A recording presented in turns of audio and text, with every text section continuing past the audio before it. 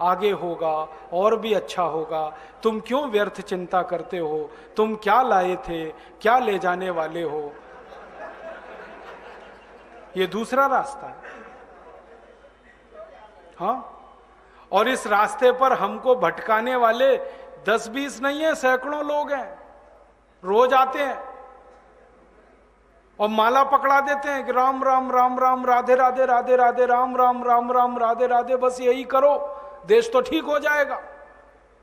और ज्यादा उनसे तर्क करो तो कहने लगे तुम क्यों व्यर्थ चिंता करते हो, तुम क्या लाए थे, क्या ले जाओगे, जो हो रहा है अच्छा हो रहा है, देश लुट रहा है अच्छा हो रहा है, आगे लुटेगा और अच्छा होगा। वो हमको समझाते हैं और इसी को धर्म कहते हैं, इसी को धर्म कहते हैं। और आजकल धर्म के व्यापार करने वालों की बाढ़ आई हुई है। हाँ, बहुत बड़ी फौज खड़ी हुई है उनकी। एक आया राम की कथा कहेगा 10 करोड़ लेके जाएगा, दूसरा कृष्ण की कथा कहेगा वो 15 करोड़ लेके जाएगा। और आप जैसे भोले भाले मूर्ख लोग डालते हैं उनके पात्रों में, ले जा भाई। ये बापू नहीं है, डाकू है। बापू नाम तो शर्म आती है कहते हुए। कहीं से 10 करोड़ लूटो, कहीं से 20 करोड़, कहीं से 25 करोड़। और आप लोगों की मजबूरी है कि काले धन का करें क्या, इनकम टैक्स वाले पकड़ते हैं तो ये बापुओं को देते रहते हो आप, क्या करें उसका।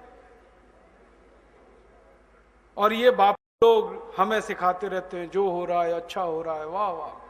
मैंने देखा है क्या क्या पाखंड और नौटंकी चलता है। भगवान राम की कथा कहने आते हैं और भगवान राम की जिंदगी के वो प्रसंग कभी नहीं सुनाते जो हम में वीरता पैदा करें, जो साहस पैदा करें। राम की जिंदगी में बहुत सारा हिस्सा साहस का है, वीरता का है। जब 14 वर्ष के लिए वनवास चले गए राम, तो हमको सुनाई जाती है राम की जो कथा ना, उसमें कहते हैं राम ने 14 साल एक ही काम किया, हाय सीते हे सीते, हाय सीते हे सीते, हाय सीते, ये सुनाते हैं हमको। हाँ, यही सुनाते हैं निकाल के कहानी में से। और मैं कहता हूं कि राम को अगर हाय सीते हे सीते हाय सीते यही करना था 14 साल, तो दूसरा विवाह क्यों नहीं कर लिया। सैकड़ों राजा तैयार थे अपनी राजकुमारियों को राम को देने के लिए, वो तो कर लेते दूसरा विवाह।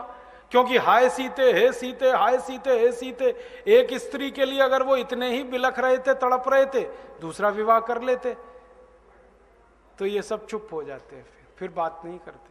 फिर मैं उनको रामायण से निकाल के दिखाता हूं, देखो राम ने हे सीते हाय सीते कहा नहीं कहा ये मुझे नहीं मालूम, लेकिन 14 साल वन में रहते हुए सैकड़ों राक्षसों का संहार किया उन्होंने, मारा उनको और धर्म राज्य की स्थापना कराई।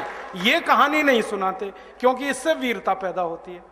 तो राम का जो वीरत्व है वो नहीं सुनाएंगे आपको, उनकी जो कमजोरियां हैं वो सुनाते हैं आपको।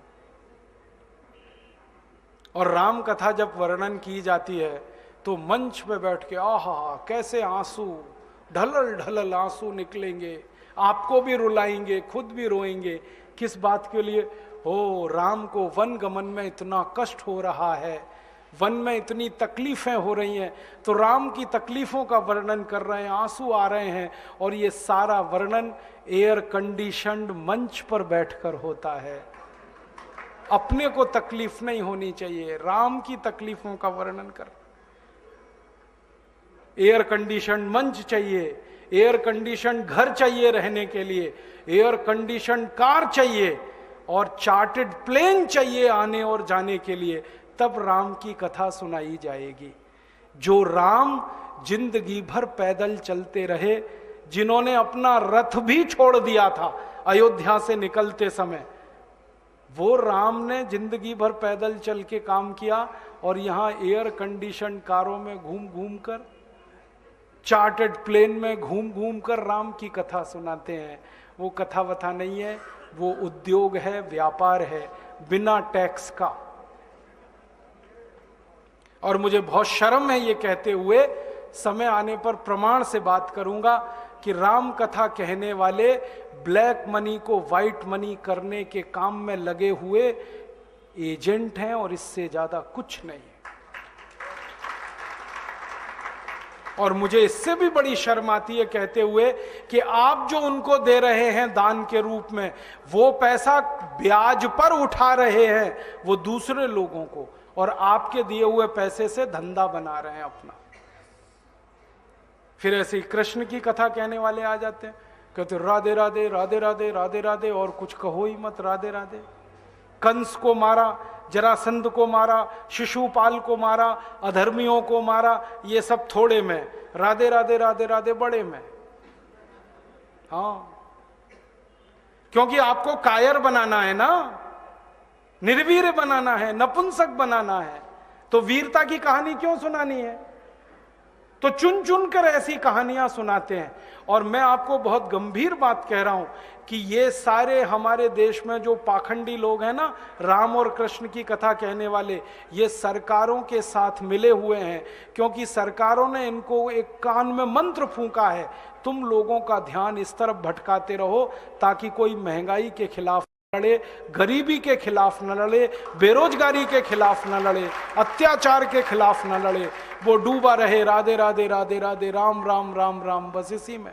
और समझाते रहो, तुम क्या लाए थे, तुम क्या ले जाओगे, क्यों व्यर्थ चिंता करते हो, जो हो रहा है अच्छा हो रहा है, आगे होगा और भी अच्छा होगा। एक रास्ता ये है।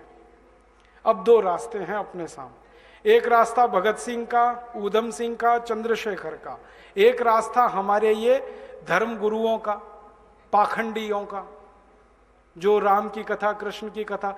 मुझे बहुत ऑफर आए हैं, मैं आपको दिल का दर्द बता रहा हूं, सच में कह रहा हूं, आपसे नाम नहीं लेता।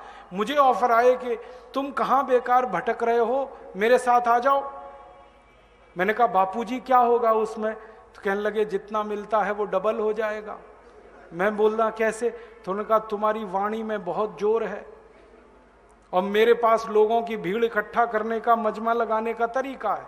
मैं ऐसा डमरू बजाता हूं कि सब इकट्ठे होते हैं, और तुम्हारी वाणी में जोर बहुत है, मिलके लूटेंगे, थोड़ा तुम्हारा थोड़ा मेरा।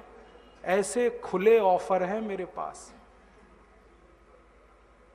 और मैं कहता हूं बापूजी माफ करो। क्यों?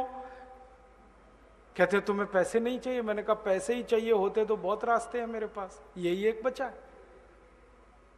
पैसे ही कमाने हैं तो बहुत रास्ते हैं, ये एक रास्ता थोड़ी है।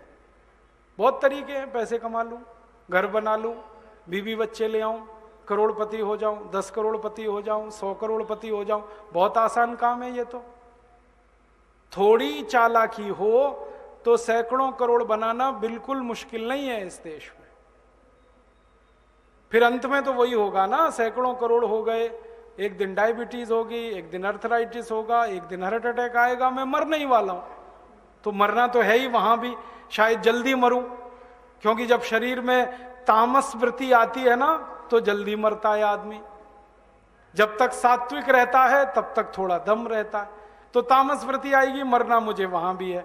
तो क्यों ना इस रास्ते पे चल के मरूं जहां सात्विक वृत्ति भी है, मरना है ये तो पक्का ही है, जिंदा तो कोई रहेगा नहीं। तो भगत सिंह का रास्ता क्या बुरा, ऊधम सिंह का रास्ता क्या बुरा, चंद्रशेखर का रास्ता क्या बुरा? कुछ करके मरो ना। मरेंगे ये सब भी, साधु संत पाखंडी, राम की कथा सुनाते सुनाते हार्ट अटैक आएगा, मरेंगे वो भी। डायबिटीज सबको हो रखी है, मैंने देखा है नजदीक से जाके, सब इंसुलिन लगाते हैं, खाते हैं गोलियां, अपनी डायबिटीज नहीं मिटा पाते, दूसरों को उपदेश देते फिरते। ब्लड प्रेशर सबको बढ़ा हुआ है, क्योंकि ये जो काला धन है ना, इसका हिसाब किताब करने में बीपी ही बढ़ने वाला है। सब बीपी की गोलियां खाते हैं, सब डायबिटीज के लिए शिकार है, तो दूसरों को उपदेश देंगे तो मैं भी लग जाऊं, वो एक रास्ता है। एक रास्ता भगत सिंह, ऊधम सिंह, चंद्रशेखर का भी है। मौत तो दोनों में ही आने वाली है, बस अंतर इतना है, एक मौत ऐसी आएगी जिसको देश और समाज जिंदगी भर याद रखेगा, और एक मौत ऐसी आएगी कोई पूछेगा नहीं।